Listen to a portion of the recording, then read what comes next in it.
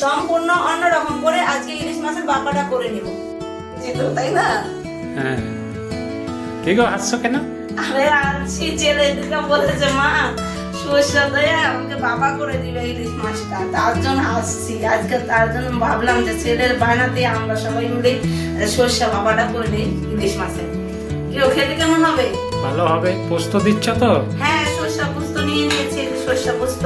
আচ্ছা, কালো সরষেটা করবো বাবাটা আমি ভাবলাম। সর্ষেটা তুমি কম দিবা, পোস্তটা একটু বেশি দিও। হ্যাঁ হ্যাঁ হ্যাঁ, সরষেটা একটু কমই দেবো। আচ্ছা, তাড়াতাড়ি শুরু করে দাও তাহলে। হ্যাঁ, ছেলে তো তোমার কাছে মা আমার খিদা পেয়েছে, তাড়াতাড়ি করো তো।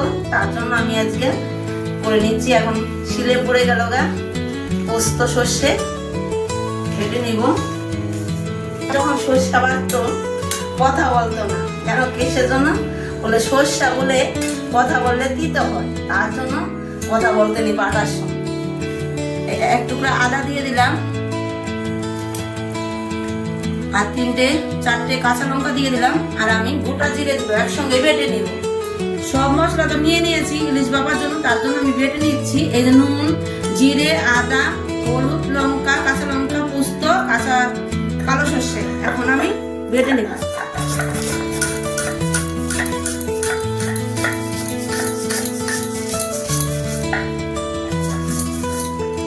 আমি মশলাটা মিহি করে বেটে নিয়েছি, আর জ্ঞান যা উঠেছে না সর্ষার জাস্টটা, সর্ষাটা বাবা করলে একটু অন্যরকমই বাবাটা হয়।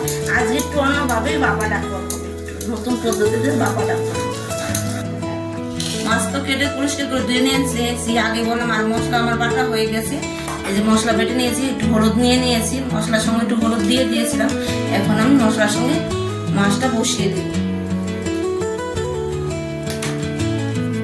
আজকে আমি খুব শর্টকাটে বাপাটা করে নেব, তার জন্য দিয়ে দিলাম নুন পরিমাণ মতো, সরষের তেল দিয়ে দিলাম কাঁচা, আর মেখে নিচ্ছি। আর বেশিক্ষণ সময় লাগে না এই বাপাটা করতে, শর্টকাটে হয়ে যায়। এটা কি নতুন পদ্ধতিতে করছো? হ্যাঁ, আজকে আমি একদম নতুন পদ্ধতিতে বাবাটা করে নিচ্ছি। আজকে মশলাটা আমি ভালো করে ফেটে নিচ্ছি কাঁচা তেল দেওয়ার পর। সরষের তেলটা অবশ্যই কাঁচা তেল, আপনারা সরষের তেল দিয়ে বাপাটা করার চেষ্টা করবেন। সরষের তেলে বাপাটা ভালো লাগে, ইলিশ মাছের বাপাটা খেতে। এখানে কোনো জল ইউজ করবা? না না, কোনো জল ইউজ করবো না, আমি তেল দিয়েই আজকে বাপাটা করে নেব। এখন আমি মাছটা মশলার সঙ্গে মেখে নিচ্ছি।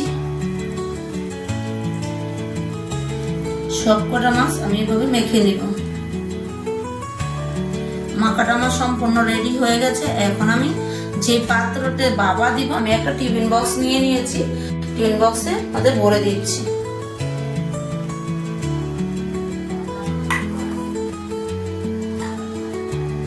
এবার আমি বাকি মশলাটা গুলো দিয়ে দিব উপর দিয়ে ছড়িয়ে মাছের উপরে। সব মশলা দিয়ে দিয়েছি, আর মাছও সাজানো হয়ে গেছে টিফিন বক্সে। এখন আমি উপর দিয়ে একটু কাঁচা তেল ছড়িয়ে দিব, সরষের কাঁচা তেলটা ছড়িয়ে দিলাম উপর দিয়ে। আর লাস্টে দিয়ে দিলাম এখন যে মেইন জিনিসটা, দুটো কাঁচা লঙ্কা গোটা। বন্ধুরা, কাঁচা লঙ্কা না দিলে চলে, কাঁচা লঙ্কাটা দিয়ে দিলাম। এটা স্বাদটা আরো বেশি বাড়াবে এই ভাবার সঙ্গে। এখন আমি ইলিশ মাছের বাপাটা দিয়ে দিচ্ছি। এখন জলটা ফুটে উঠেছে, এখন আমি চালটা দিয়ে দিলাম। কি করবা এই চালে? এই চালে ইলিশ বাপা দিব। ভাতে বাপা ইলিশ? হ্যাঁ, ভাতে বাপা ইলিশ করবো আজকে। দিয়ে দিলাম ভাতে ইলিশ, ঢেকে রেখে দিব। এখন ওদের হাড়ি নিয়ে চলে এসেছি, তোমাদের দেখাই ইলিশ বাপাটা কেমন হয়েছে। ভাতের বাপাটা এটা উঠিয়ে দিচ্ছি, তোমাদের খুলেও দেখাচ্ছি কেমন হলো। তোমাদের খুলে দেখাচ্ছি, দেখো কি সুন্দর, ওয়াও দারুণ হয়েছে। দেখছিস বাবু বাতে বাপ্পারা ইলিশের খুব সুন্দর হচ্ছে না? দেখো বন্ধুরা, আমার ছেলেরা সহ্য হচ্ছে না ইলিশ বাপারা দেখে, ওই এটা খুব পছন্দ করে। দেখো কি সুন্দর হয়েছে বাবু, নাও খেয়ে দেখো। ঝোলটা পড়ে গেল। আমি এক ছিটো জল দিইনি তোমাদের, আমি জল কোনো ব্যবহার করিনি, মাছ থেকে জল বেড়ে গেছে আটকে সব। দেখো মাছটা সিদ্ধ হয়েছে, গ্রেভিটা কত সুন্দর এসছে, পুস্ত শসার গন্ধটা খুব সুন্দর বেরিয়েছে। বাবু নে, আর ইলিশ মাছের কাটা তো আমার ছেলে বাঁচতে পারে না, তার জন্য আমি ছেলেকে একটু বেশি দেওয়ার জন্য আমি সঙ্গে বসলাম। একটু মাছ ভেঙে দিচ্ছি, দেখো মাছটা কি সুন্দর সিদ্ধ হয়ে গেছে। আর ভাতটা দিয়ে মেখে ছেলেকে খাওয়া দিচ্ছি গ্রেভিটা দিয়ে। বাবু কে দেখো নুন হয়েছে, নুন ঠিক আছে,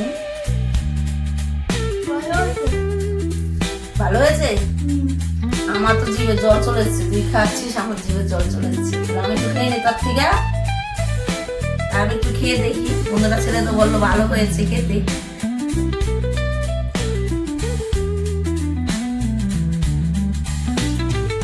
সত্যই বাবাটা তো এত বাবাটা তো এত ভালো লাগছে খেতে, না খেলে বুঝতেই পারবেন না আপনারা। আমি যেভাবে ভাতে বাপাটা দিয়েছি ইলিশ মাছের, সেভাবে আপনারা ভাতে বাপা দিয়ে খেয়ে দেখবেন, খেতে খুবই ভালো লাগে।